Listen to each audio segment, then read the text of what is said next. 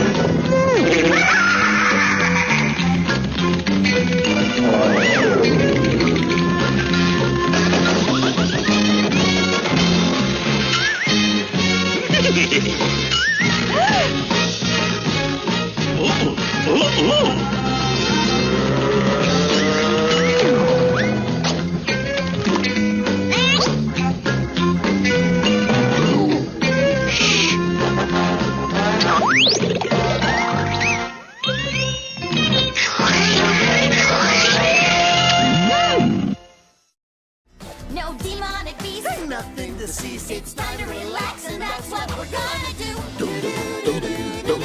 Scooby-Doo. Is there some sort of unwritten law that states eventually every animated film franchise has to do a musical installment? Because that's the only explanation I can find for the existence of this movie.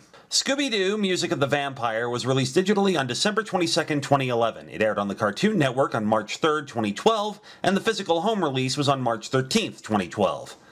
As had become the standard at this point, Spike Brandt and Tony Cervone continued as producers, with the script written by Tom Shepard, songs by Andy Sturmer and Randy Rogel, and the whole thing being directed by David Block.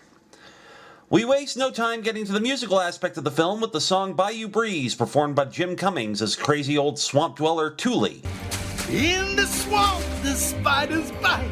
It's wild, I guarantee. Honestly, I have no idea why this number is here, nor why they chose to have Thule speak directly to the audience like he's a narrator because, as we'll see, he bears almost next to nothing on the plot and isn't directly involved in the action. Things open in a more standard fashion, with the gang exploring the tunnels under a chemical plant looking for their latest monster. And we get a twofer on the Idiot Fred count. Whatever you do, don't let it eat you before we get there. Glad I brought a giant roll of flypaper. After the capture and reveal and realizing they may have been spending too much time chasing monsters, Velma decides to take the gang on vacation, keeping the location a surprise to the point that she takes over driving the Mystery Machine. And in fact will keep doing so throughout the whole movie. Makes a nice little change of pace. Anyway, we head into the next song, Done with Monsters. We're finally on vacation and going someplace new. Instant relaxation. While Grey DeLisle Griffin, Matthew Lillard, and Frank Welker did provide the singing voices for Daphne, Shaggy, and Scooby, Jim Wise stepped in as Fred's singing voice, and Bets Malone provided the vocals for Velma. They arrive in the town of Petite Chèvre-sur-Ville, Louisiana, where Velma reveals where she's brought them. Yep, Vampire Palooza. The town was founded by legendary vampire hunter Abraham Van Helsing, and the entire place remains the property of one of his descendants, Vincent Van Helsing, who we will meet later. Before that, the gang meet mayoral candidate Jasper Poubelle, who is clearly not a fan of the festival. Here, there be demons.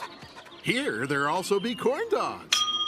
They also meet Lita Rutland, voiced by Mindy Sterling, the owner of the festival. Yes, I'm Lita Rutland, owner of the festival. I know who Van Helsing is. Unfortunately, no one else does. The gang meet up with Van Helsing, voiced by Jeff Bennett, who takes them on a tour of his vampire museum, considering his books aren't selling all that well. Daphne finds an exhibit which intrigues her. Those belonged to an actual vampire's bride in ancient Wallachia. However, Van Helsing has something much more interesting, an actual preserved vampire, Lord Valdronia, who has been entombed for nearly 1,000 years. Van Helsing laments that his attendance has been declining, and Lita is threatening to move the festival to a new location next year if business doesn't pick up. The gang joined Van Helsing in seeing Fangenschanz, a vampire-themed theater troupe, which of course is a guaranteed sign of an easy musical number. 'Cause my friend the vampire start to dance. The next number is some kind of strange chant which makes Van Helsing upset. That spell is from the ancient book of vampire. These jokers are playing with supernatural fire. And it turns out he's right to be worried, since apparently they succeed in reviving Lord Valdronia, who terrorizes the crowd who think it's all part of the show. Afterward, the gang talked to the actors, meeting Brom, the leader of the troupe, voiced by Christian Campbell, who is also the impetus for another round of Fred and Daphne's on-again, off-again romance. What were we talking about? We were saying we don't know for sure that Valdronia escaped from his tomb. The gang return to the museum to check Valdronia's tomb, but Valdronia himself shows up to grab the jewels, and possibly more. With the countenance of a queen. My queen. The gang chase him off, and the appearance of Valdronia brings the media to the festival, which makes Lita happy since she leaked the news to them to drum up publicity, which eventually leads to the next song, The Vampire's Bite. He had wings and a snout with these fangs hanging out that can rip and can tear when they bite. Yeah, this is one of those things I've observed, that there's always one song in any musical that serves absolutely no purpose to the plot or anything else, and this is that song. As a result of Lita's rabble-rousing and the media attention, attendance goes up at the festival, and so does the belief in vampires. Want a bite of this garlic pizza? It has magical protective powers. And Jasper Poubelle decides to take advantage of the media himself. They can join in our crusade of moral righteousness against supernatural evil. The gang head off to investigate Poubelle. Velma joins the crowd of journalists to distract him, while the rest of the gang sneak inside his trailer. Inside, they find a bunch of campaign signs for Poubelle's upcoming bid for mayor. Security shows up and chases the gang off. However, while driving out in the bayou, they get another unwelcome surprise. Daphne, look out! Brace yourself! Back at the festival, Poubelle manages to convince the sheriff to create a mob of vampire hunters to search the grounds. Meanwhile, Shaggy and Scooby go looking for the food court, but instead come upon the actors, who don't seem all that happy that they've stumbled upon them apparently moving parts of the set out of the theater. The boys make a break for it, but run into Valdronia, leading to a major misunderstanding on Shaggy's part. I've been bitten by a vampire! After escaping Valdronia, Poubelle and his mob, overhearing Shaggy's laments about being turned into a vampire and not helped by the two of them being covered in ketchup, wind up chasing them out of town and into the swamp, which leads into the next song, Scooby and Me. You're one of the greats and we're mates, Scooby and me. During the number, the sheriff issues a dusk to dawn curfew, which basically kills business for the festival and the museum. Speaking of, back at the museum, Daphne shows the scrap of cloth she ripped from Valdronia's robe. It's not old. It's clearly polycryllion, a synthetic material first produced in 1997. Van Helsing reveals that the museum replaced Valdronia's clothing because it was disintegrating. He produces what was left of the original garments, and Daphne confirms they appear legitimate. After Velma suggests investigating the actors, Daphne rushes off to do so. Strange place for a laser projector. Daphne encounters Brom, and that leads into the next song, Do You Want to Live Forever? What if I say I know a way to immortality? Really? The song isn't that great, but this dance is really well animated and elevates the sequence far beyond the general mediocrity of the music. Anyway, Daphne turns down Brom's offer of immortality, and as a result, the rest of the troupe show up and they all kidnap her. The sun starts rising in the swamp, and Shaggy and Scooby encounter Thule. I'm not going to dwell on this sequence for long because it's just an excuse for Jim Cummings to break out his Cajun voice again, and we saw plenty of that in Scooby-Doo on Zombie Island.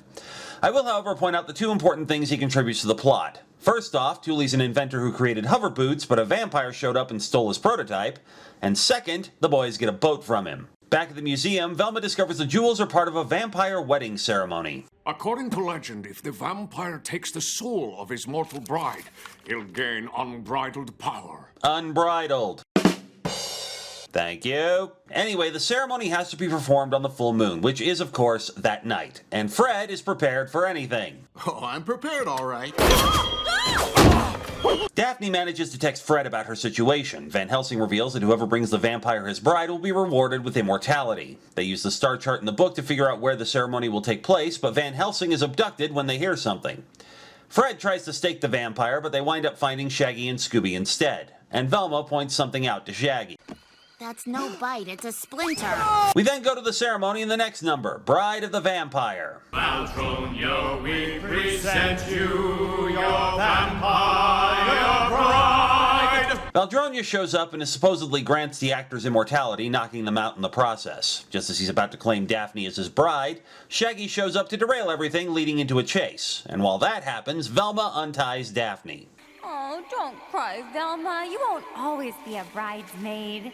I'm not crying. Valdronia's using gas to hypnotize everyone. Whatever you've got to tell yourself. The chase finally comes to an end when Scooby accidentally puts the airboat in reverse, blowing off Valdronia's robes, revealing that, of course, he's wearing Thule's stolen hover boots. Fred follows up with a net from his vampire hunting gun, capturing the vampire and leading to the reveal. Right, Mr. Van Helsing? Van Helsing? So, in order to generate more tourism and sell books, Van Helsing created the whole situation for a real-life vampire wedding. The actors were dupes for him, and as for the times when Van Helsing and Valdronia were in the same place, that's where the laser projectors came into play. The arms that grabbed him in the swamp were a prop from the theater, and the gas was just knockout gas. As for what he was planning to do with Daphne after the wedding, well, that just winds up being a dangling plot thread. And to cap it all off, he brought the gang to town in order to have credible witnesses for his plan. So, with the mystery solved, the gang load up in the Mystery Machine to leave town with a reprise of Done with Monsters. Want no more actors or kooks. Van Helsing's scheme is done with all his vampire spooks. And now it's time to run. Music of the Vampire is okay. The animation's great, the voice performances are excellent, but the plot as a whole is just kinda meh. The movie seems to have no idea what to do with Shaggy and Scooby and has them spend most of it just running away from everything and separate from the actual story. The music, as mentioned, is pretty mediocre. There isn't anything truly memorable about any of the songs, and it just makes you question why they decided to make this one a musical in the first place. If you're curious, you won't be bored, but this is definitely the first clunker of this era of Scooby-Doo films. And so, it's time to drop the curtain on another of the 30-plus films of Scooby-Doo. Scooby-Doo.